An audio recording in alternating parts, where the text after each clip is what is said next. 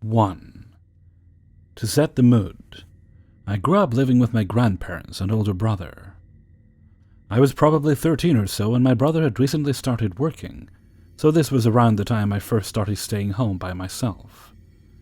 I think my grandparents had to take him to work, so I'd be home for at least an hour or two. Okay, so I'm loving it, feeling very grown up. I'm watching whatever I want on TV, just enjoying the solitude when I hear a car.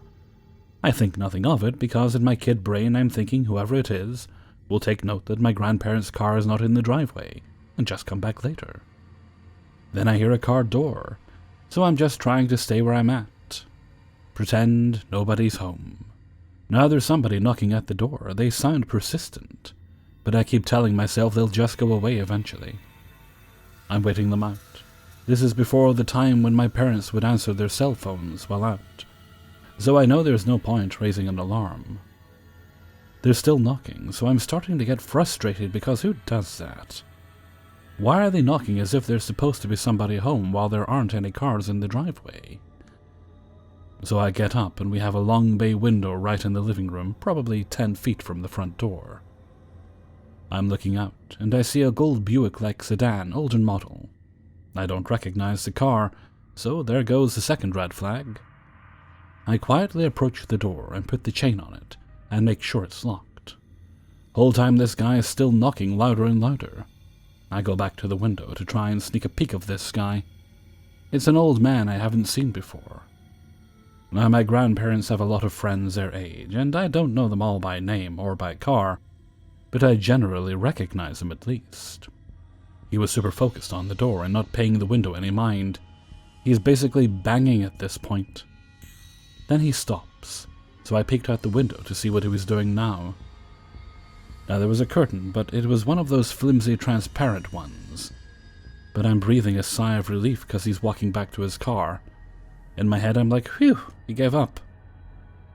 He gets about halfway back to his car and then turns around, and I kid you not, we literally made direct eye contact. I drop to the floor, hunched in a ball. Then the banging starts again, somehow louder now than before. Then a pause, and at this point I'm too terrified to look out the window again, so I'm just sitting there listening.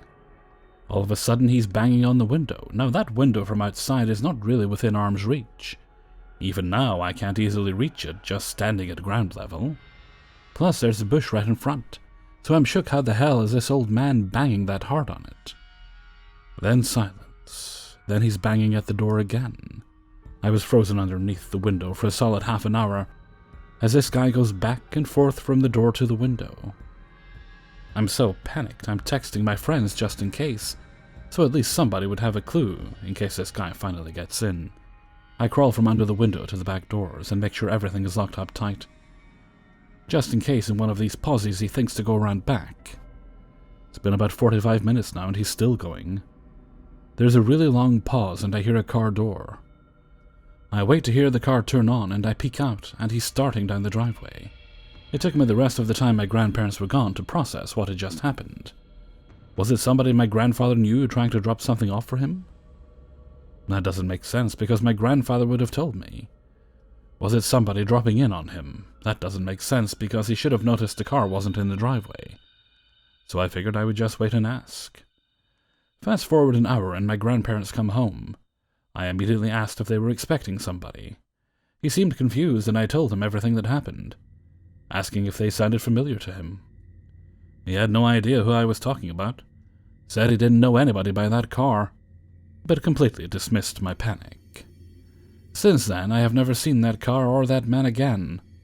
So little old man who went full Hulk on my door and window. Let's not meet. 2. I closed 3 to 5 nights a week at my bartending job. I would leave work and drive home anywhere from 4 to 5 a.m. I took the same route home every night. My paranoid brain reminded me this is not the smartest move, but I was too anxious to mix it up that late after working. One night after I closed, I started driving home. Lights are on, weather is clear, road is clear. A car comes flying up behind me on a steep hill that was part of my way home. They start flashing their lights, honking their horns, swerving all over the road. There was our lane and the incoming traffic lane. Their actions were erratic and terrifying and distracting. I had just had the car in the shop, so I was confident that nothing was so outwardly wrong with my vehicle that someone would need to signal me to stop. They kept flashing their turn signal like I was supposed to just pull over on the side of the road. At 4 a.m., clearly by myself. I could make out two silhouettes in the car, but I still to this day have no idea whether it was a couple, 2 guys, 2 girls, I don't know. I just know I was alone driving down a previously empty, dangerous road. They continued to flash their lights and their turn signals at me over and over again until I reached the bottom of the hill and an intersection that had a few cars at it. As soon as another car came in view, they veered into the turn lane and disappeared, no longer flashing their lights or swerving like there was an emergency. I got home and double-checked my car while a shaking mess. Tires weren't flat, lights worked, no smoke, fires, anything that would have justified acting that way. I wondered for days if they were just trying to get me alone on that hill, and I imagined what would have happened if I would have just pulled over to see what they wanted. Random drivers at 4 a.m., I do not want to meet you. 3 shifts later, I'm taking the same way home. At the top of the dangerous hill is a giant bank parking lot, obviously empty at 4 a.m. This night and morning it wasn't empty. A red pickup truck was parked in the spot as I passed. I was stopped at the red light thinking nothing of the truck in the empty lot, when its lights turned on and the truck pulled out behind me. The light turns green, I go, truck follows. Truck speeds around me and pulls in front of me and stops right at the turn that leads to the top of the hill.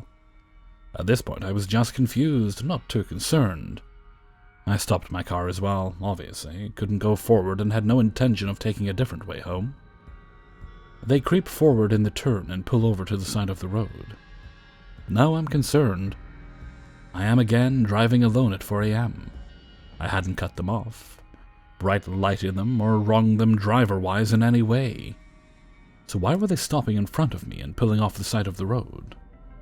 I eventually crept forward and went around their truck. I could see 2 men clearly in the cab. They just watched me drive by. As soon as I passed them, they pulled out and followed me. I had the option of driving down the big hill and repeating the last terrifying experience, or pulling onto a street and into a neighborhood I wasn't familiar with and hoping that saved me. I pulled into the neighborhood. I crept along the unlit street with my heart beating out of my chest, and watched in my rear-view mirror as they stopped at the top of the street and idled, as if they were watching or waiting for me. I pulled behind a car parked on the street in front of a house that definitely wasn't my own and parked the car. The truck peeled out, tires squealing and everything.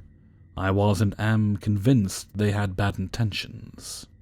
When I think back on it, I wonder if it was the same people, stalking my shifts and following me in different cars. And of course, I find myself wondering what would have happened both times if I hadn't been more aware. Whoever followed me after my closing shift, that's not mate. 3. I've always been borderline obsessive about locking my doors. I did it as a kid, and as a teenager I learned through experience that a locked door is at least a deterrent and can give someone warning that a person wants to illegally enter their space. It's something I'm known for. Even at social gatherings, I'll lock doors behind me when I come in and out without even thinking about it. I've heard the line, "Who the hell locked it?" followed by that flush of embarrassment because of course it was me, and now I have to say it. For over a decade, I've done nightly checks because I can't sleep without doing so. Knowing this is preface to my story and highlights how strange this situation is, I've just only moved here recently, about 5 months ago, from a way more heavily populated place in my state. The house where we reside is set back far away from any pavement road, separated by 2 dirt roads and 2 private driveways. My rental is on another person's property. So you go down their private drive, and off to the side is my own private drive. And I've never even seen a pedestrian back here. Nice and very private. No one can even come here without explicit instructions, and I often still have to meet them down the road as GPS places my house a few fields to the south of where it really is. It's a paradise for people like me, who value their privacy and don't like having visitors without private notice. The house is semi-surrounded by trees and brush, with a field on the other 2 sides. It took a bit to get used to the rurality of it, hearing coyotes often, sometimes cows screaming in the night, and the darkness of having no nearby sources of light pollution. Nearest town is over 20 miles away, but get used to it we did. Another relevant tidbit: I don't sleep in a completely dark house. I always have lights on in a common area, usually only one, but a light nevertheless. The back door leads off into the trees, but it didn't feel so creepy, as a few yards in there is a 6-foot-tall wire fence, laden with vines and offering a further modicum of privacy. No one uses the back door. There's really no reason to. A month in, I find myself locked out. Unfortunately, I often lock the door handle on my way out of reflex, really, as my conscious mind is the part where I know if I have my keys or not, but my subconscious takes over when I'm distracted. I knew I had only locked the handle on the back door and figured I could just pop it to get myself in. I checked the door out and it was pristine, none of those minute scratches that are present when you take a flat metal object and pop the lock on a cheap door. I didn't want to damage it, so I swallowed my embarrassment and called the landlord, admitting that I had locked myself out and needed back in. He came and let me in, and I worked on being more mindful. A little more than a week later, I woke up thirsty. I walked groggily to the kitchen, and as soon as I opened my bedroom door, I realized it's way darker than it should be. My ever-burning light is out. I wonder briefly if there's a power outage. But I can hear my fan behind me in the room I just vacated, so that can't be it. I take another step, and the hair stands up on the back of my neck. That feeling that someone's watching. Another step, and it's beyond feeling. It's a conviction. I turn my head to the left, where instinct says the person is standing, and for a split second I am relieved. No one's there. In the next instant, though, that relief abandons me, as I notice I can see stars where only darkness should be. My back door is wide open. I take 2 very fast steps backwards, out of the view of anything that could be in my backyard, knowing I'm responsible for more people's safety than just my own. I don't retreat for long, almost immediately stepping back forward and further. I have to shut the door, of course. The entire path there, I just know someone's out there in the darkness, waiting until I'm close enough to snatch. I reach out into the pitch darkness for the knob, expecting to feel a hand close over mine at any second. After a moment of panic-driven fumbling, my hand makes contact with the knob and I pull it shut with a slam. I go to turn the lock and find it still engaged.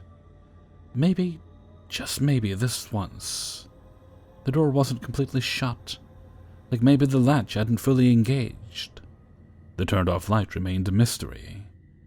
Both of my boys said it wasn't them, and that's very believable, because they've never done it before. Both of them like having a light on to find the bathroom and such, so I just write it off as strange. But nothing else was amiss, so it was just one of those things that'll never have a full explanation.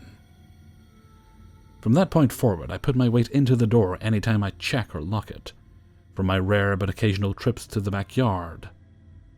Life goes on, and I almost put it to the back of my mind until almost 3 weeks later.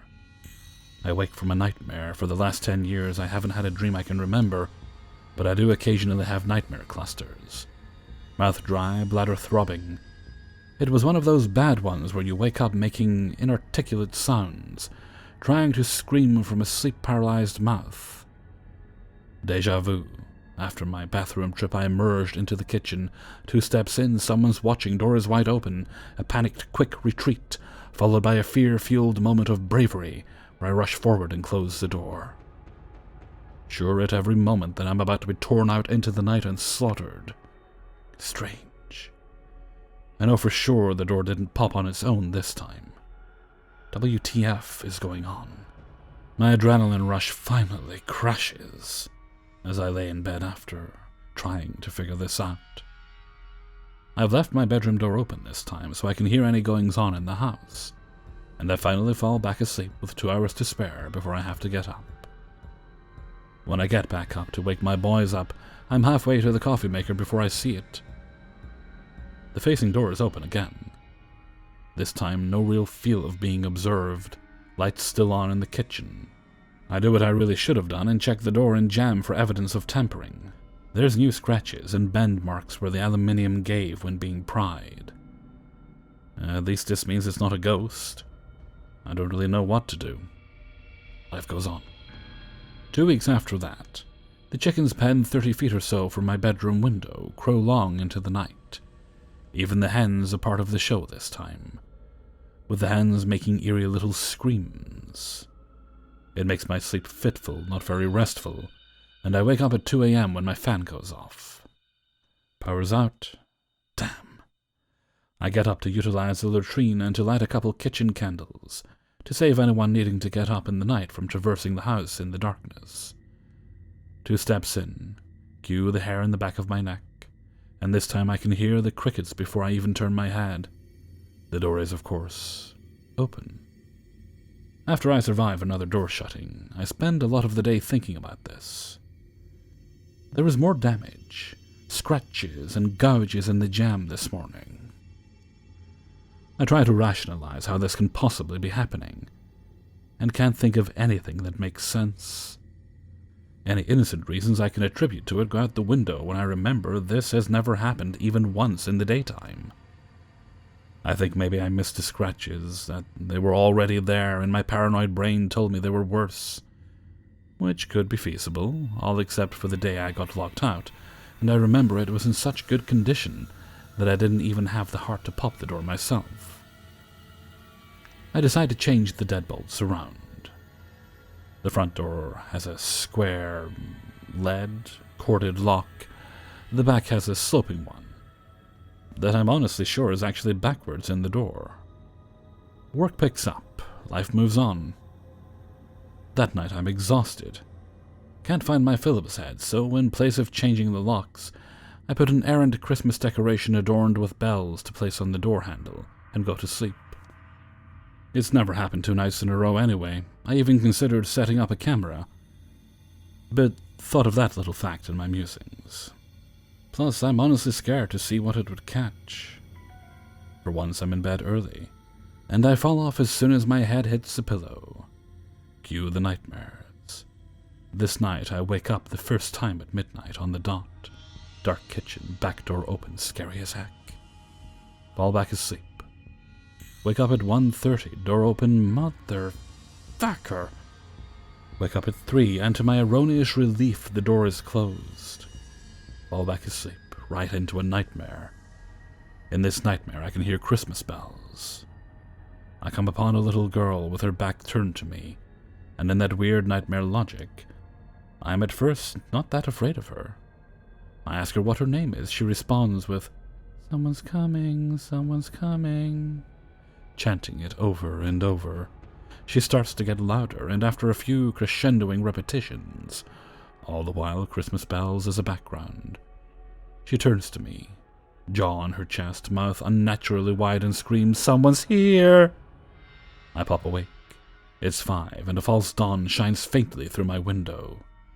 I immediately get up to check the door. Of course, the kitchen is dark, the door is open, but surprisingly, no feeling of being watched. It feels like the danger has passed, like gun smoke in the air after the main event has passed.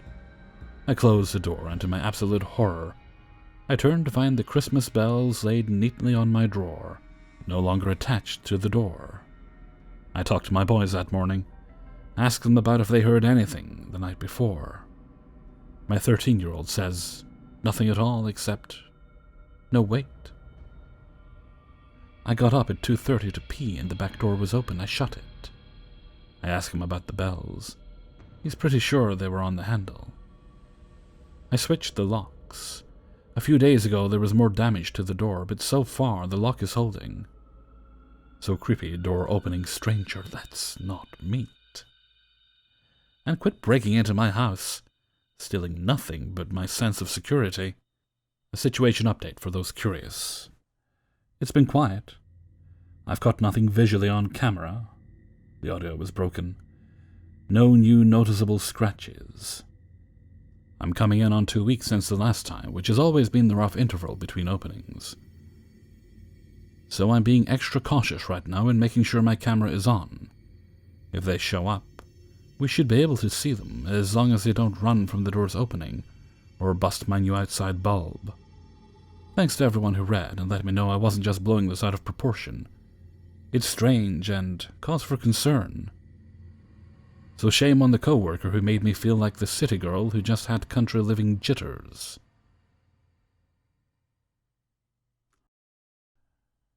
Hey everybody, Hellfreezer here, and thank you very much for listening to 3 True Scary Stories, episode 481. And thank you very much to everybody who allowed me to use their stories in this video. Just a little sec. Got tea with me. I should remember to make a cup this time before I started recording. And of course it is mostly full and almost cold now that I'm done. Ah well, I'll drink it anyway. It's good for my throat. It's that throat coat tea I talk about with lots of honey in it. When does this go up? I get a little muddled with my days sometimes when I'm recording earlier. Oh, this goes up in the 18th. Okay, let's go up in Wednesday. Wednesday. Middle of the week. Okay, I'm not going to make the outro too long this time. I think I'm going to wrap up there, actually. So until next time, thank you very much for listening, and take very good care of yourselves.